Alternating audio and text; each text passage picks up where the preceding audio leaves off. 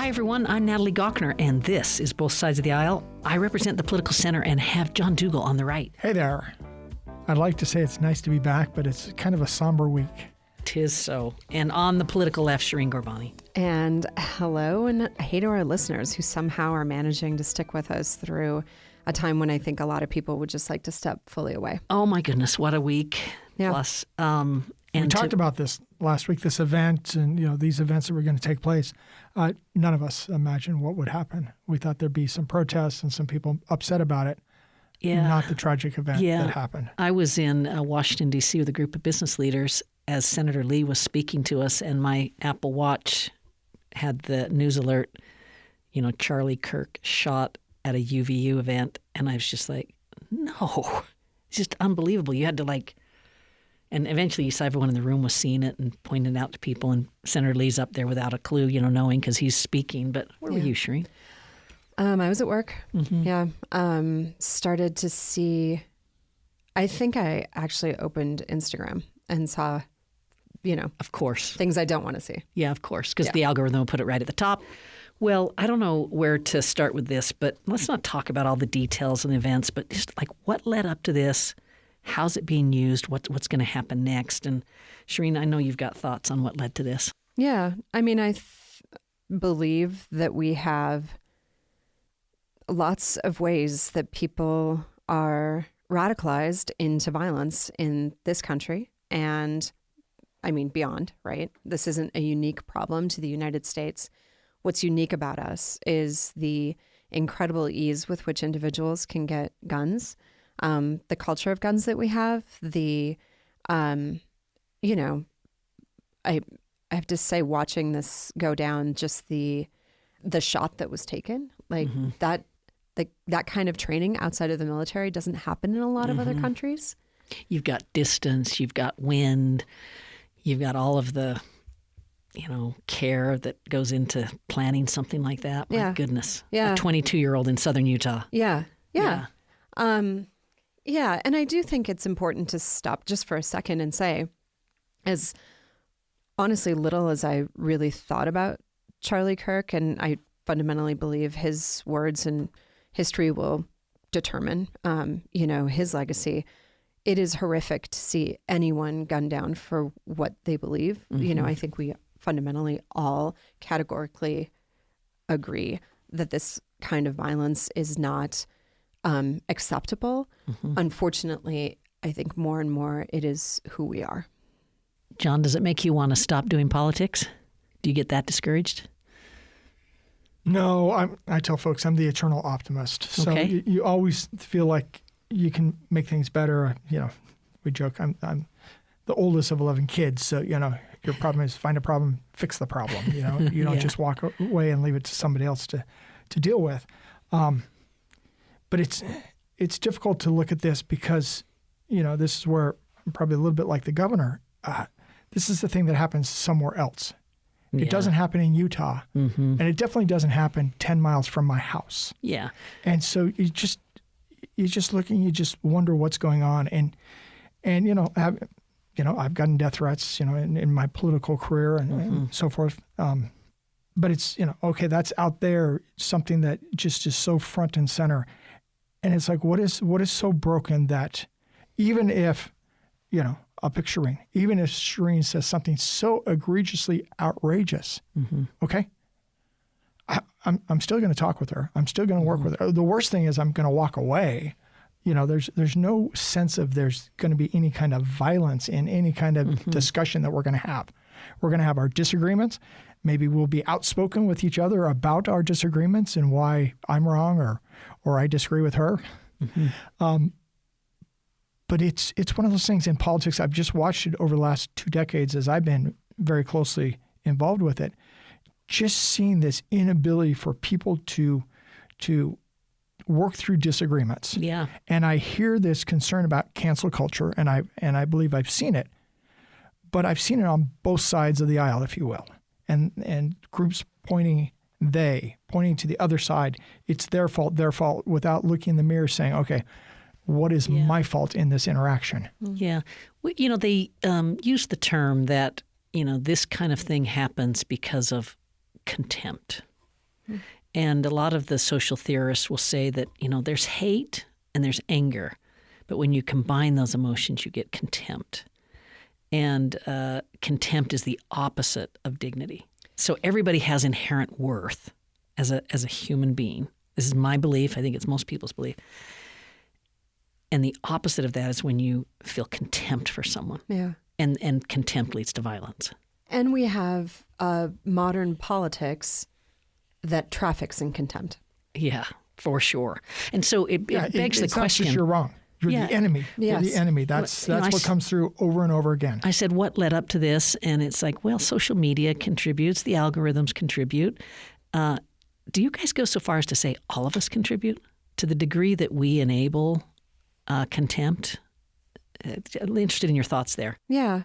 I think that's right. I would say that I'm trying really actively to maintain a different space personally, but I maybe, I think this is probably reflective of my politics versus yours, is for me, this is a collective problem. Mm-hmm. This is not an individual problem. I think it's part of why I was disappointed in the comments of our governor, who sort of indicated, well, each of us gets to choose. I actually think this moment calls for a leadership that's bolder than that. Mm-hmm. This is not about individual action anymore. I mean, it is when we come down to a sole shooter, an individual. But when we think about the environment that we're sitting in, it's a collective issue with collective policies and strategies that we need collective action on. Yeah. John, what say you? I think I largely agree with Shireen. There's a context that this is happening. The shooter is responsible for the shooter's action. Uh-huh. But I think over years we have created, I'm going to call it a cesspool of the world of politics. Good word. And that feeds different people in different ways. And you mix in how social media, and you can go to the outer reaches of darkness in that and end up in a place that I just shake my head and go, how do people get there? Yeah. All right, let's talk about Governor Cox. Wow. You go to bed one night and you wake up and then this is in your lap. And then it just fills all your time and you are on the international stage and everybody's watching and it's complex and you're trying to get it right. How do you all think he did? I mean, I'm happy to go first and just say that I thought his tone was pitch perfect. I really appreciated what our governor did. Now, I was seeing it from Washington. I was watching, as he did all the things that he did. And I thought that his year promoting Disagree Better as the chair of the National Governors Association helped give him the right words and frame of mind to be able to rise to the moment. Shireen, what do you think? Different take. Okay. I will say I feel like the politic of this moment has moved so extreme that what we saw from our governor, we accepted as outstanding. Mm-hmm. But I feel like it was kind of the floor, not the ceiling. Interesting. What would you have wanted differently? Because he talked about getting an off-ramp. He talked about not escalating this. He said we ought to take a minute and think about who we are and where we want to be. I mean, he was all these reflective things that we need a leader to say. And at the same time, we had all these other leaders saying that Democrats are murderers and, leftists. And he did go on the Sunday shows and then say that this is, leftist ideology as well. And was that wrong? Was that factually inaccurate? No. We're just not sure yet. There's some that say it's leftist. There's some that say it's so far right it wraps around to become left, but we don't fully know. So I think for me, maybe extreme. I would say it's clearly shooting somebody like this is extreme, no matter how you slice it. But it's a little bit for me deja vu, because this is the same governor who got up, and I talk about the speech he gave after the Pulse nightclub shooting all the time, and then continues to sign laws that are really hurtful and say very little about them, that are harming communities that I love and care about. I just continue to see actions that undermine the words that I hear. Mm-hmm. And I have to continue to give him chances, I guess. But I was really troubled by the thing about, praying that it was somebody from somewhere else, because to me, I thought, that's me. Mm-hmm. I'm not from here. I'm brown. I'm the daughter of an immigrant. I just was really... I'm going to take exception. I just was troubled by that. But I don't believe he was saying anything about immigrants. I know people spun at that.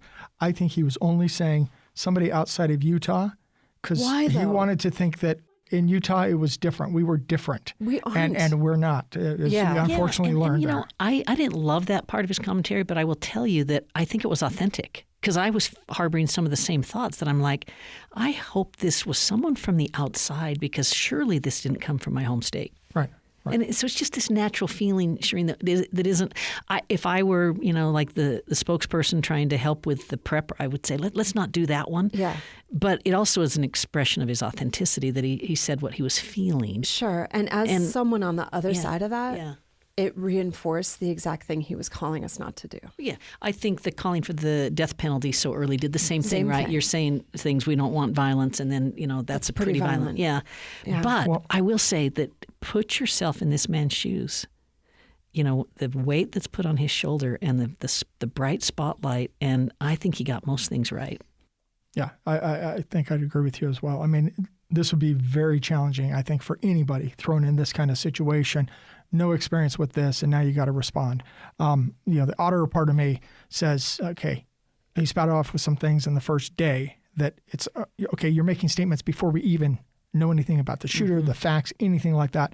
So to me, as an auditor, I take this complaint with the FBI and others. It's like, okay, let's talk about the facts that we have. Let's not speculate about what we don't know yet. Let's dot the I's and cross the T's and get that all put together. I think it was on Friday. I think he did a much better job. Because he was able to be more scripted. And he had more time to digest this. They had now captured the suspect, and that was the suspect turned. I mean, yeah, but they had their person. They had their person. Yeah. And so I think he had a chance to reflect and to share a deeper, broader meaning in that message. Yeah. And I thought he did quite well in that. Yeah, I can nitpick a few things here and there, but I thought generally, throw any of us in there, I thought he did a good job. Let's take a short break, and then I have just a couple more questions, and we'll move on to something else. Does that sound okay? Yes. All right. Thanks, everybody. Natalie Gochner with Shireen Gorbani and John Dougal. Stay tuned. You're listening to Both Sides of the Aisle on UPR. We love to hear from listeners like you. If you would like to send us a comment, email bsotapodcast@gmail.com. That's bsotapodcast@gmail.com. Thanks for listening. Shireen Gorbani on the left. John Dougal on the right. And I'm Natalie Gochner in the Political Center. This is Both Sides of the Aisle. We're talking about the tragic assassination of Charlie Kirk and just thinking through some of the details. What do you guys, there's something about the fact that this is happening on both sides of the aisle. And it's interesting how people... This meaning... This political violence. Yeah, political violence. And some people find it really convenient to not see that, in my opinion. I made a little list here. Pelosi's husband. You guys can put Paul the Pelosi. RDs behind these. Minnesota legislators. Trump had a couple of serious attempts. Obviously, Charlie Kirk. Let's throw in there. Okay. Paul Pelosi was injured. In Minnesota, there was a former Speaker of the House and her husband that were killed. In their homes. In their homes in the middle of the night, and others that were injured. Trump was injured. Yeah. And then the Charlie Kirk, Gabby Giffords. Yeah. Going back a ways. Steve Scalise. Yep. Gretchen Whitmer. Yeah. January 6th. Yeah. Because of the threats to Mike Pence, and then Josh Shapiro. Yes. Those are just an easy list. But this is extremism, no matter which side of the pole you're on. It's people that and sometimes the actors aren't even of one political affiliation or another. They're just disturbed individuals. Yeah. Tough. Shireen, I want to ask who inspired you after a tough, few days. But is there anything else you want to say on the Charlie Kirk tragedy? Well, I mean, there are a couple things I'd like to add. I was interested to find a person named Barbara Walter, not Walters, who's written a book, I think from 22, called How Civil Wars Start and How to Stop Them. That they're far more likely under 4 key conditions. Democracy is declining rapidly. Societies are divided by race, religion, class. Political leaders tolerate or encourage violence, and citizens have easy access to guns. And so we check shocking list, all of those boxes. Yeah. And check them nationally and we check them locally. Yeah, we do. You know, that's the real thing we have to remember, I think, after all of this, because this is Utah's the focus of this. It was so odd to me to be in D.C. and hear that the head of the FBI headed to Utah, the vice president headed to Utah, and then in every hotel lobby where there's a flat screen, there's our governor. Yeah. Yeah. It's here. It's here.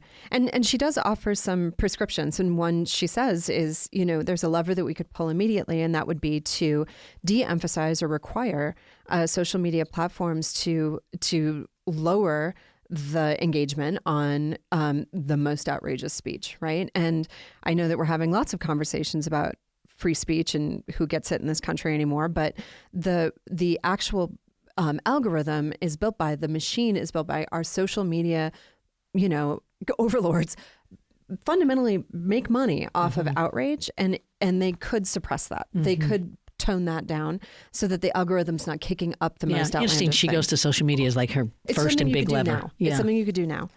So anyway, I'm interested to spend more time with her. I would say it's something that the social media companies could choose to do, but the government can't do it. The government will get itself in trouble if it tries to do that kind of restriction. We're trying all sorts of other things here, but, not that. So fine with the outrage. You just mean in terms of limiting rights. Free speech. You got to be very careful when it comes to, it's got to be narrowly tailored and there's got to be a compelling government purpose. So. Well, yeah, our state seems happy to wade into those debates, so that would be a place where we could see some collective leadership. I'll say for inspiration, or a place where I found some context, was going back to 1968 and the remarks of Bobby Kennedy after the assassination. It was still 20 years till you were born. Yeah. Okay, just put, because I was alive for this, but I was too young to remember it. But sure. So this you and me both. Speech is often referred to as the mindless menace of violent speech, and he does go on to say, too often we honor swagger and bluster and the wielders of force. Too often we excuse those who are willing to build their own lives on the shattered dreams of others. Goes on to say, some look for scapegoats, others look for conspiracies, but this is much clearer. Violence breeds violence, repression brings retaliation, and only a cleaning of our whole society can remove this sickness from our soul. And to know that we've been here before makes me feel in some ways worried that maybe we won't be able to be here again. But I also am hopeful that there's an opportunity for change. Yeah. John, who inspired you at the end of this? I'm going to point to my friend, Dr. Greg Jackson. He's a UVU professor. He was working from home that day, and he has a podcast called History That Doesn't Suck. Okay. And he talks a lot about what we're seeing today is, history doesn't necessarily repeat itself, but it rhymes. And so there's a lot of stuff we're going through today that, as Shireen pointed out, in 1968, but in times even earlier, his podcast starts essentially at the Revolutionary War and the founding and rolls forward, and we're about World War II. But you just think about that. And so he had to post to his community, or needed to post, I think, to his community to just let him know, one, I'm okay, two, thank you for reaching out, because he teaches at UVU. And then just a message to them about wrestling and grappling with this and what we need to do as society. Yeah, so from a history professor. I'm going to go with our governor, Governor Cox. And again, this is me in Washington turning on CNN to see what was going to be said at this press conference. I'll read what I thought was particularly inspiring because it rang true to me. He said, "But I want you to look at how Utahns reacted the last 2 nights. There was no rioting. There's no looting. There were no cars set on fire. There's no violence. There were vigils and prayers and people coming together to share the humanity. And that, ladies and gentlemen, I believe is the answer to this. We can return violence with violence. We can return hate with hate. And that's the problem with political violence. It metastasizes because we can always point the finger at the other side." I do think doing this show weekly puts me in a different mental space than many of my friends on the left, or people who spend time maybe with folks who largely agree with them. I do think there's something that kind of grounds my sense of humanity about political difference, because we sit together week after week after week and have to wrestle with what's happening in this country. And I hope that people find some comfort in that. But what I would suggest is you might find even more benefit from starting a conversation with someone with whom you disagree. Well said. And I will say, just paraphrasing, Arthur Brooks is someone who's had a lot of influence on me. He's an academic impact scholar at the University of Utah, and his home, college is with the Gardner Institute. So I get to work with him every semester. And he once gave me an assignment. He said, when you find someone you disagree with, run to them. And he said, don't walk, don't wait for them to come to you, run to them. And then go listen, try to learn, keep an open mind, show respect. Anyway, it changed the way I approach people that I disagree with, because I take it as a learning moment. And then in the process, because you've shown respect, it becomes a learning moment for them. Yeah. And I know the gap, the breach gets less. I know that it can be dangerous for folks, right? Like depending on your identities or, I'm not saying it's for everyone. Mm-hmm. It's not safe for everyone, but where you can find those moments to bridge, even in small ways. Yeah. Hey, we've got 5 minutes left on the before program. Before you go, yeah, I want to Arthur has a book called Love Your Enemies. Yeah. Prescient. He was ahead of his time. Oh, well ahead of his time. But it's one of those things you talked about, contempt. Absolutely. That's that cancer that eats at everything, whatever relationship it is. And I tell folks, I can learn from everybody. Yeah. Okay. It may be I learned that I don't want to do that, but I can learn from anybody. Yeah. Okay. Never an easy transition away from something that serious and difficult. But let's talk about a few other things in the news. John, I'll go to you first. The Supreme Court has rejected the legislature's bid to extend use of gerrymandered congressional maps. Yes, the Utah Supreme Court, and unanimously they said they said the argument didn't address what they were contesting. Mm-hmm. So they were taking issue with the timing, and there was the process and everything, and the court basically said your argument wasn't on point for what you were saying was an abuse of discretion. We have a congressional election a year from November. And by, I think, November 11th, am I getting that about right? But our November 10th is the drop dead. Our chief election officer, our lieutenant governor, has said that we need new maps drawn by then. Yeah. So the counties have time to get everything developed for January. And then the candidates can declare their candidacy for the districts that they'll actually run in. This is fascinating. What do you predict happens, Shireen? I think that we get a competitive district, if not maybe two. And Come not on. like super competitive. I'm not that optimistic. I would say just with what's happened, I wouldn't be surprised if the legislature tries to, split it as close as they can, which may give two districts that are still Republican, but maybe a little closer. I don't know. I would just be interested to see what happens. When I'm not optimistic about what I want to see is districts. Well, I want to see districts that follow the guidelines. Yeah, and for me, it's like I want cities to stay intact. Counties, that's just as much a as simple possible. one. Yeah, I get that. You might have to, but I want communities of interest to stay together.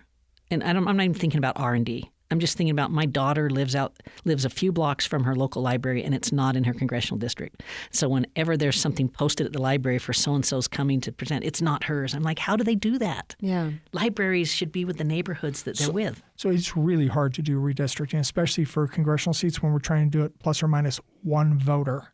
It is really hard. I can imagine. And so communities of interest mean different things. I think you're going to have to cut up Salt Lake County. Is it a city boundary? Is it a county boundary? Is it a school boundary? On and on. They've got certain boundaries clearly on the maps, like cities and counties, but they don't necessarily have school boundaries or religious community boundaries, congregations, whatever it might be. That's usually information that the redistricting folks don't have. It's a hard process. What do you think they're actually going to do? I know what you talked about. Yeah. You think. I think we're going to get legal districts. And my guess is that they will still very much lean Republican. And, and I'm okay with that. But I want in that drawing, I want those boundaries to make logical sense. But you would have better representatives, more engaged, more grounded in Utah if we had competitive districts. Yeah, and I don't mind competition, for it. And I'll even say this. There's even a strategic reason why it's nice to have multiple parties in Washington, because whoever's in power, you have representation. Right. I'm going to say there's the drawing of the maps, and then there's the setting of the rules of how the judge is supposed to interpret the maps. I will tell folks, watch for the legislature work on both of those tracks, because this is something the legislature can do that generally most folks can't do. Mm-hmm. They can set the rules at the same time they set the maps. Yeah. got about 1 minute left in the program. Let's do something really quick here. Any other interesting news you're seeing out there? Like I'm seeing Tina Cannon in another bit of a fight. She's our state auditor in a little bit of a fight again with the Senate about office space in the Capitol. I'm just like, figure that out, everyone. Figure that one out. Yeah, well, that desk positioning can be very political. I think for me, I'm concerned about what's happening at the federal level around contraception. I believe it's $10 million worth of contraception was destroyed by this administration. I think the rollbacks that are happening internationally around access to reproductive health care are really concerning. So those are some things that I'm paying close attention to. John, something you want to end with? I'm just going to note Wednesday is Constitution Day. So when you hear this, it'd probably be yesterday. I wrote a little op-ed. It got published in the Deseret News a couple days ago. It just talks about my concern about power. And we used to be skeptics of power.